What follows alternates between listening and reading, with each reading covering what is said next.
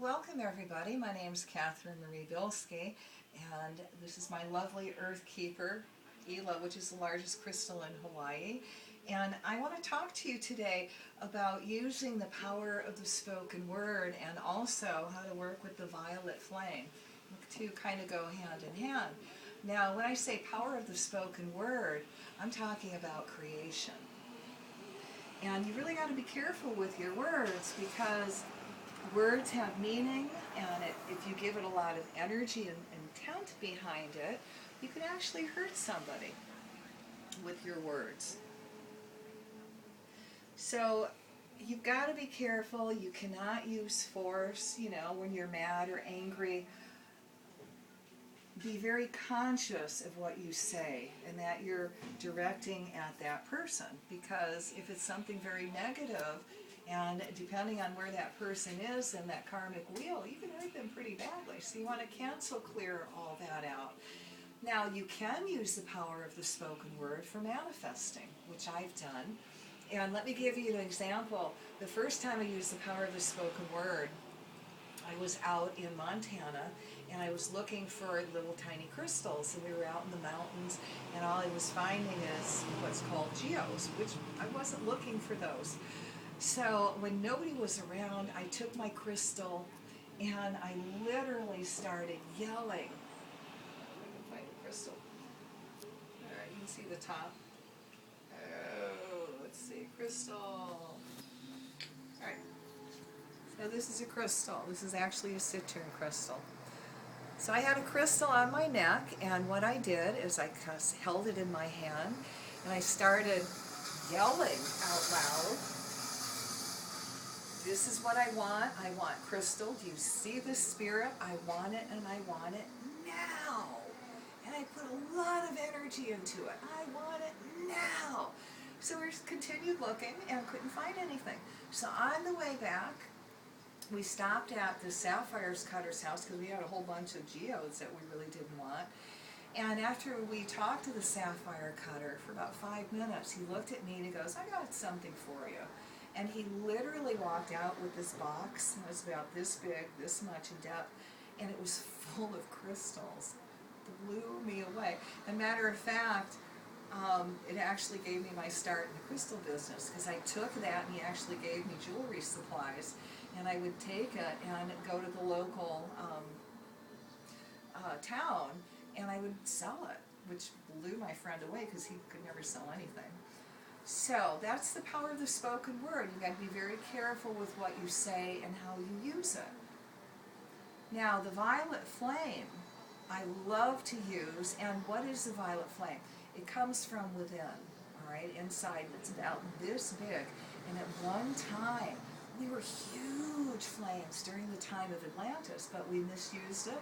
God got pissed, shrunk it to about here. So we have to invoke it. Now, what does the violet flame do? Well, it erases cause, effect, memory of karma. So when you evoke it, it does all that. It transmutes dark to light. And the amethyst crystal, which is purple, it's actually the physical representation of the violet ray that transmutes energy. Now, in my lifetime, I have seen an amethyst crystal do some amazing things to prove to me over the years that it transmutes energy. When I was in the big earthquake in California in the early 90s, of course I had my rock shop, and I had this very, very large amethyst crystal, which was probably 1.5 feet this big, and had points this big, and it was dark, dark purple all the way down to the bottom. Well, during the earthquake, it broke, and it actually transmuted white on the bottom. Well, I had hardly anything break. It was amazing. So I just kind of looked at it. My amethyst crystal, who loved me, took the hit of that energy. Now, I did my own little experiments. As people would come into my store, I would ask them how they fared during the earthquake, and they would tell me, they go, "Oh yeah, we had hardly anything break. I mean, things got tossed around, but nothing broke except my amethyst." wow. And, I know these people, and you can see that they're really connected to the elemental kingdom. And when you are connected with the elemental kingdom and really living your truth and reconnected to the Creator and your awakened spiritual being, those elementals will protect you. They will do anything for you. At least that's my experience over my life. So that's my truth. And I challenge you, try it. So the violet flame I also use when I feel all this negative energy around me. Now, if you're normally a very happy person and all of a sudden you feel very negative and angry, you may be picking up somebody else's energy, or you're under psychic attack. Well, either way, you got to get rid of it. A good example is when my kids were younger, and I would wake up in the morning and I would be Miss Bitch. Don't chuckle, Emily. I would be really angry, and that's not a good way for the kids to wake up in the morning or any time. So I literally had to back away and go into another room, or actually go for a drive. And I would chant to the violet flame, and I would just say over and over again, I am a being of violet fire. I am the purity God desires. I am a being of violet fire. I am the purity God desires.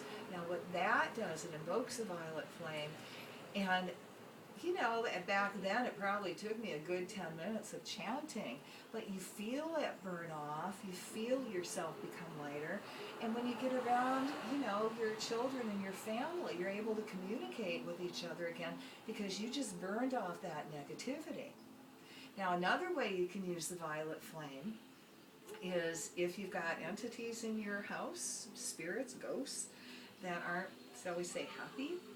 So what I do to get rid of them, I call to Michael the Archangel, who's got this really cool sword, and I ask him to take his sword of blue flame and cut the ties with that entity that's trapped or stuck in the house. And I ask him to tie and bind them, and I call forth the violet flame to put that entity through the flame to transmute its energy, and then I ship it back to God, and I fill that space with an angel of light. And a lot of times I'll call forth the violet flame to just blaze through the house to transmute.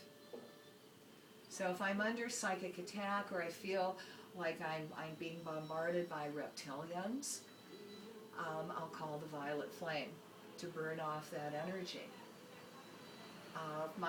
Anybody in the family is very, very negative and down, a lot of times I will just chant for them. I am a being of violet fire. I am the purity God desires. But before I do that for anybody, I call to their higher selves, and I ask for permission so I'm not manipulated.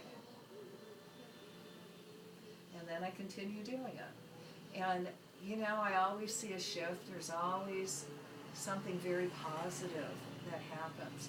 So those are some practical applications of working with the violet flame. And again, the power of the spoken word, you've got to be careful with your words, because those are creation, words of creation. You can hurt, you can help people. And our bodies are made out of water. So if you say something in a very negative way, it's going to affect that water elemental. And you've seen people shrivel up when you say something negative, or give them a nice compliment and they just, la. Okay? So you got to watch your words now, because you have just been made conscious of the power of the spoken word. And I also challenge you to work with the violet flame. What's the point of getting the knowledge if you don't use it? You'll see some lovely changes in you and your family and your friends' lives. And with that, I also bid you aloha.